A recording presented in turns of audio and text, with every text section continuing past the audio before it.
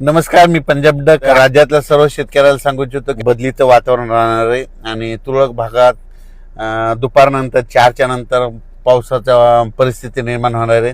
सगळीकडे पडणार नाही. हे अवकाळी पाऊस आहे, मान्सून पूर्व पाऊस आहे, म्हणून हे विखुरलेल्या स्वरूपात आहे, म्हणून हा अंदाज सर्व शेतकऱ्यांना लक्षात यायचा. मग हे त्याच्यामध्ये नांदेड जिल्हा झालं, विदर्भामध्ये काय विदर्भ, पूर्व विदर्भ, पश्चिम विदर्भ, 5-11 जिल्ह्यामध्ये वर्धा, नागपूर, भंडारा, गोंदिया, चंद्रपूर, यवतमाळ, वाशिम, हिंगोली, अमरावती, अकोला, बुलढाणा याच्यामध्ये जिल्ह्यामधून 2-4 ठिकाणी 10-20 ठिकाणी असा अवकाळी पाऊस पडणार आहे. सर्व दूर पडणार नाही, म्हणून हा अंदाज त्या विदर्भातल्या शेतकऱ्यांना लक्षात यायचा. त्याच्यानंतर मराठवाड्यामध्ये नांदेड जिल्हा झालं, लातूर जिल्हा झालं, बीड जिल्हा झालं, परभणी जिल्हा झालं, जालना जिल्हा झालं, संभाजीनगर झालं, धाराशिव या भागात देखील जिल्ह्यात क्वचितमध्ये 10-15 ठिकाणी हे अवकाळी या 2 दिवसामध्ये पाऊस पडणार आहे, म्हणून हे लक्षात यायचं. पश्चिम महाराष्ट्रात देखील हीच परिस्थिती राहणार आहे आणि उत्तर महाराष्ट्रात देखील तुरळक भागातच विखुरलेल्या स्वरूपाचा हे पाऊस असणार आहे.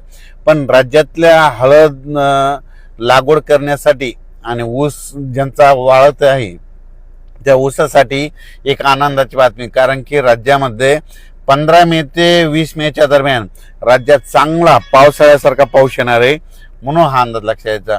म्हणजे पाऊस कसा पडणार आहे, एक कमी दाबाचा पट्टा आहे, त्याचं चक्रीवादळात रूपांतर होईल आणि ते चक्रीवादळ काय होईल, कर्नाटक आणि महाराष्ट्राच्या दोन्ही मधातून जाईल. त्याच्यामुळे काय होईल, महाराष्ट्रामध्ये खूप पावसाळ्यासारखा काही ठिकाणी पाणी साचल, काही ठिकाणी वड्याला देखील पाणी येईल, असा पाऊस काय होणार आहे जवळपास 14 मे ते 21 मेच्या दरम्यान येणार आहे, म्हणून हा अंदाज सर्व शेतकऱ्यांनी लक्षात घ्यायचा.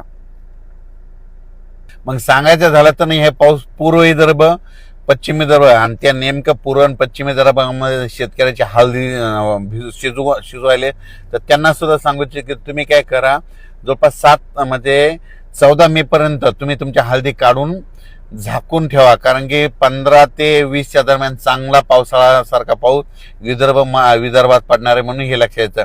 मराठवाड्यामध्ये देखील नांदेड जिल्हा, परभणी जिल्हा, हिंगोली जिल्हा, जालना जिल्हा, संभाजीनगर, बीड, धाराशिव ह्या भागात देखील चांगला पावसाळ्यासारखा पाऊस पडणार आहे आणि ऊस शेतकऱ्यासाठी हे जीवदान ठरणार आहे, म्हणून हा अंदाज त्या ऊस शेतकऱ्यांनी लक्षात यायचा. पश्चिम महाराष्ट्रात देखील हे पाऊस खूप पडणार आहे. सातारा, सांगली, सोलापूर, कोल्हापूर, पुणे जिल्ह्याला देखील दिलासा भेटणार आहे. मुंबईला देखील पाऊस पडणार आहे. उत्तर महाराष्ट्राकडे देखील नाशिक जिल्हा, धुळे जिल्हा, नंदुरबार जिल्हा त्या भागात देखील खूप पाऊस पडणार आहे, म्हणून हे अंदाज लक्षात यायचा. म्हणजे सांगायचं झालं तर 14 मे पासूनच काही भागामध्ये थोडी बदल व्हायला सुरुवात होईल. मात्र 17 ते 22चा पाऊस राज्यामध्ये ठिकठिकाणी काही ठिकाणी मुसळधार बी पडेल, काही ठिकाणी रिमझिम पडेल, कुठं सोडून देईल, काही भागात जास्त होईल, त्याच्यामध्ये गारपीट देखील होईल, म्हणून हे अंदाज देखील सर्व शेतकऱ्यांनी लक्षात यायचा. त्याच्यानंतर आता मी इकडे मुख्य तेलंगणाकडे म्हणून तुम्हाला सांगतो, तेलंगणातल्या देखील खूप पाऊस पडणार आहे, म्हणून तेलंगणातल्या शेतकऱ्यांनी अंदाज लक्षात यायचा. कर्नाटककडे भागाच्या बाजूला असल्यामुळं कर्नाटकच्या देखील शेतकऱ्यांनी अंदाज लक्षात यायचा. तुमच्याकडे देखील म्हणजे जवळपास 14 मे ते 22 मेचा पाऊस कर्नाटक आणि तेलंगणा खूप पावसाळ्याच्या पेक्षा जास्त पडणार आहे, म्हणून हे अंदाज लक्षात यायचा. म्हणजे सांगायचं झालं तर कर्नाटक झालं, तेलंगणा झालं, महाराष्ट्रामध्ये जवळपास 14 मे पासून ते 22 मेच्या दरम्यान मान्सून पूर्व पाऊस चांगला पडणार आहे. आणि आजच्यानं तुम्हाला सांगू इच्छितो, पाऊस कंप्लीट 30 दिवस राहिलेला आहे, म्हणून शेतकऱ्यांनी शेतीचे कामे करून घ्या. आणि तुम्हाला सांगतो, मान्सूनसाठी सगळ्यात महत्त्वाची आनंदाची बातमी म्हणजे मान्सूनसाठी जवळपास पोषक वातावरण सगळं तयार झालंय.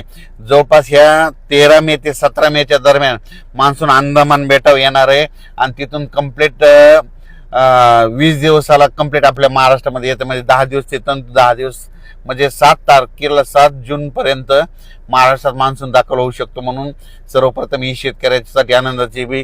पण 14 मे ते 22 मेच्या दरम्यान राज्यामध्ये हे जे अवकाळी पाऊस येईल त्याच्यामध्ये विजाचं प्रमाण जास्त आहे, म्हणून शेतकऱ्यांनी झाडाखाली थांबू नये, नारळाच्या झाडाखाली उभं राहू नये, आंब्याच्या झाडाखाली थांबू नये, कारण की याच्यामध्ये विजाचं देखील प्रमाण जास्त आहे. आणि तुम्हाला एक सांगू इच्छितो, या राज्यात सगळ्यात महत्त्वाचं म्हणजे 15 मे पासून राज्यातलं सगळ्यात महत्वाचं जे उन्हाचा जे पारा वाढत गेलेला आहे त्याचं पारा कमी होणार आहे. सगळीकडला पारा 40 अंशाच्या खाली येणार आहे, म्हणून हा अंदाज लक्षात यायचा. आणि पारा खाली आल्याच्या नंतर राज्यामध्ये ढगाळ परिस्थिती राहील, काही काही ठिकाणी पाऊस देखील आहे. मुंबईकरांना देखील उकाड्यापासून दिलासा भेटणार आहे, पुणेकरांना देखील उकाड्यापासून दिलासा भेटणार आहे, संभाजीनगरकरांना देखील उकाड्यापासून दिलासा भेटणार आहे. सांगायचं झालं तर पूर्व विदर्भ, पश्चिम विदर्भ, दक्षिण महाराष्ट्र, उत्तर महाराष्ट्र, कोकणपट्टी, खानदेश सगळीकडे 14 मे पासून दररोज वेगवेगळ्या 2-2 दिवस वेगवेगळ्या भागात मुक्काम करत करत हे पाऊस पूर्व मोसमी पाऊस हे बरसणार आहे, म्हणून अंदाज सर्व शेतकऱ्यांनी लक्षात घ्यायचं.